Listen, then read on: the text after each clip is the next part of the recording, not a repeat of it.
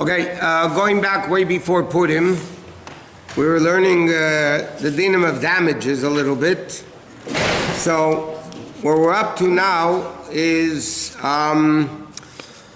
you're not allowed to do certain things even in your own backyard if it's going to be damaging your neighbor. Like certain things you're not allowed to make next to your friend's wall. Let's say he has a wall between the two properties. You're not allowed to do something. It's too complicated to get into all the million things that the Gemara discusses. But you're not allowed to do anything in your property, even though it's on your property, that would damage, let's say, his wall or his property. His view. One second, we're coming into, you're not allowed to damage somebody's view. Another interesting din, there's something called ayin harah or hezekriya. You're showing him differentiate between the two. Hezekriya means I damage somebody just by looking at it. Sometimes there's a rule, this is the way that some Tzaddik learns it. There's a Gemara that says, Eina brachas shayra ela davar hasamu min ha'ayin. A bracha only rests on something which is concealed from the eye. Chazal tell us, why do fish multiply so much? Because they're hidden underwater. You don't see them. There's no ayin harah, so to speak, that could look at them. Or it says in Mashon halacha and Shulchan, it says you're not allowed to, when a person's field is growing, things are growing. You're not allowed to stand there and look at the produce. Why? Because you might get a little bit jealousy and give an ayin harah, an evil eye. So your mom is not allowed to do that. Also, in fact, it says Rashi brings down a Chumash when Bilam was thinking to curse the Jews, and instead he blessed them. So when he said Mateva halacha Yaakov Mishkan Esach Yisrael, the famous pasuk, why did he say it? So Rashi quotes to the Medrash that Bilam saw the way the Jews in the desert, when they pitched their tents, they didn't pitch it in a way that one could look into somebody else's property, into somebody else's house. They made the doors not opposite one another. And that's also, so that could be ayin harah, it could be hezekriya. So you're not allowed to do anything or look at in his field with a bad eye. It's an interesting thing. What's this concept, generally speak, of ayin harah? People should be careful of ayin harah. That's why people say bli ayin harah, kuna harah in Yiddish. What's this concept of ayin harah? So the mashal, which is given to understand this a little bit, is, let's say a guy in the city does things that are not legal, but the city knows about it, but they ignore it. When somebody complains to the city, why is that guy getting away from it? So then the city can't ignore it anymore. They have to act because somebody complained. So it says a lot of times that Hashem will give a bracha to a Jew, he doesn't necessarily deserve it. But he gives it to him, he'll look the other way, Hashem will say, okay, he hasn't, let him have it. But ayin harah means you look at an evil eye, you mean like, why does he get this stuff, not me, whatever.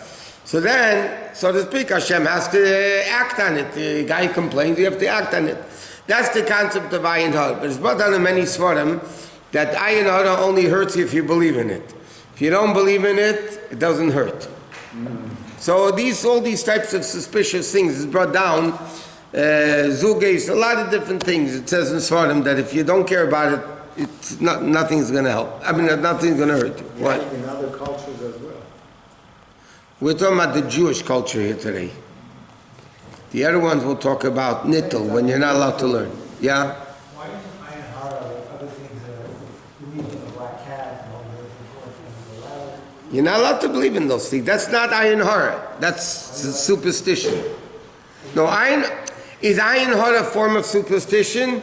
To a certain extent, yet. But ayin harah is the thing that the Torah speaks about, that exists. Superstition, the Torah says you're not allowed to believe in superstition. Unless if it's things that the Torah says. What? Ayin harah is a concept in data. When you find new places, ayin harah that actually works. Yeah, but it says in Svarim that if you don't believe it, in other words, you don't care about somebody else's ayin harah, then it's not going to be negative, not going to have an effect. That's what it says in the books. I didn't write them. Okay, what? So it's somebody says like I have 10 kids, God bless, Baruch Hashem. So there are a lot of people that won't tell you how many kids they have, and they won't tell you how many grandkids they have, and they won't tell you how many houses they have, or how many cars they have, or they won't tell you all that stuff. I have a question. What? Have you given Harah to the mullahs in Iran that billions of dollars? You could. That's good. What was the question? Can you give ayin hara to the enemies of the Jews? Oh, What? Is there an issue of buying like the Hamsa thing because of Ayin Harah? What do you People mean? buy, I know what the Chamsa thing is. so people buy. It's supposed to undo ayin hara. Is that a real? No, there were people. I know people that used to. In Yiddish, it was called mishprecht up ayin hara. There are women that knew how to undo an ayin hara. There's a whole process. You had to give them an article of clothing. There's a whole process, and it was a certain gift given to certain people to be able to do it. I have relatives that had relatives that were doing those things. It's not like kishuv. No. It's an undoing ayin hara. It's a minig, whatever. Okay, next dinner. Is that real? Is that What? power? That's a thing that's real? I'm doing that. Did they undo the ayin hara? Did it undo it? I don't know. I never stayed around to check it out. But there were people that sprecht up ayin hara. It was more by the women than the men, by the way. The women used to sprech up ayin hara. And it used to be in the families, in certain families. They had, no, I'm not joking, they had this power to do it. Sprech means remove. Sprech means like to, break off the ayin hara, yeah. Okay. What? No. Just the opposite. Okay, next thing is, until now we learned about damaging somebody's property. And by the way, you're not allowed to damage somebody's property even if you're willing to pay for it. And you're not allowed to damage, you're not allowed to, even in a fit of anger, to break a pencil or to throw dishes or that's biblically forbidden to do. But now we're going to start learning about what's called niski aguf, damaging of a person's body. Until now we're talking about you're not allowed to damage somebody's property. Over there, you have to pay for it. Damaging the body is also a biblical prohibition. Like for instance, you're not allowed to hit somebody, and if you hit him, you're transgressing a negative commandment of the Torah. Why? Because by Malchus it said in Bin Hakais Rasha that the Torah says by Malchus when you give 39 lashes. So what Bais Din would do, they would estimate how many. Not everybody was able to handle 39 lashes. So Bais Din would, but it had to be divisible by 3. So let's say Bais Din beforehand would estimate. Let's say somebody can handle 19 lashes. So then Bais Din would give him 18. Then the Torah says, or 39, let's say, and if you add 1, and because of that the guy died, it's a terrible sin that you did. You killed the guy. So over there we see the Torah prohibits hitting somebody if he doesn't deserve it, because you're hitting him 1 extra. So that's a negative commandment in the Torah. And as we know, when Dasan and Aviram were fighting in Parashat Shmos, so it said, "Vayemer Moshe Rabbeinu said, Vayemer l'Rasha, lama saka re'echa." Why are you hitting your friend? So from there, the Gemara learns out that whoever hits somebody, besides transgressing a negative commandment of the Torah, is also called a Rasha. Now, it's interesting because the pasuk didn't say, that means, if he picks up his hand, the Gemara learns out, Yorim lad yad al chaver, if he just picks up his hand to hit, he didn't even hit yet.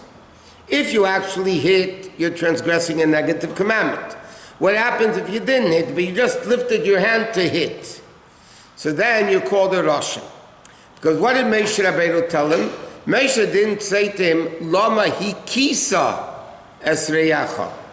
Past tense. Moshe Rabbeinu didn't say to him, Rasha, why did you hit him? Saka means, why are you about to hit him? Saka is future tense. Lama saka reyecha, why are you going to hit your friend? So from there the Gemara learns out that if somebody hits a person, even they don't hit him, they pick up their hand, seriously to hit him, So then the din is you already called a Rasha. Okay.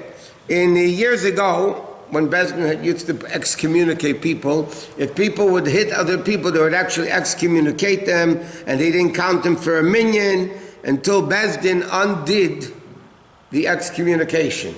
The person banned the person, excommunicated the person, and the din is a person who's excommunicated by Bais Din. By the way, you're not allowed to count for a minyan, you can't do business with him, you can't talk to him. To nullify the excommunication, Bais Din has to do it. would they give a malchus or something? No. Bais Din see that he, like he says, when the person openly accepts to do tshuva, not to do it again, and he does it publicly in front of Bais Din, so then Bais Din... But the wife you can do it, right? Huh? The wife you can. Only if you're Persian. What? If hitting is so bad, why is it that if somebody curses their parents, it's worse than In halacha, you have what's called ona. Ona is tricking somebody in business, overcharging. So in Shulchan Aruch it says you have ona in business, then you have onas devarim. Onas devarim means hurting somebody verbally. Okay?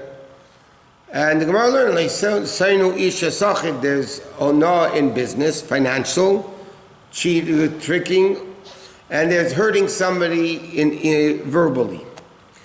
And Shulchan Aruch says, so in the Gemara, but Shulchan Aruch says that hurting somebody verbally is worse than hurting somebody financially. Why? Because financially, you give him back the money.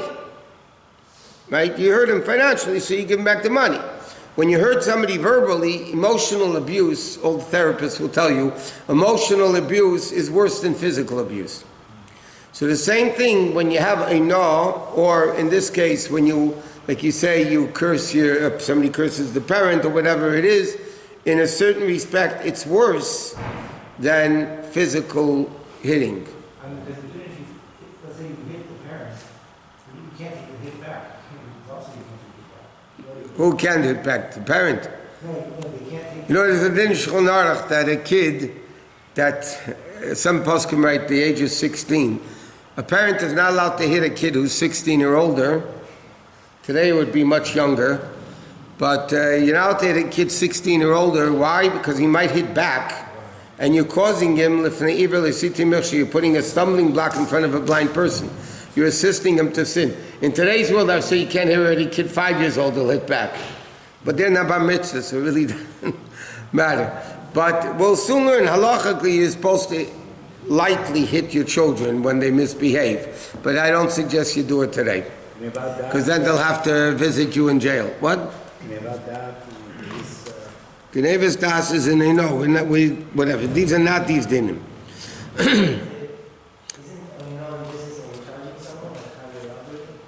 Yeah, overcharging is called cheating. Cheating is a very broad word. You want me to specify things that you don't want to hear? Highway robbery is charging the expression is. Cheating is cheating. Right? When you use something you're not allowed to use, that's called cheating. When you do something you're not allowed to do, that's called cheating. But I understand what the... Well, you know, it's actually cheating.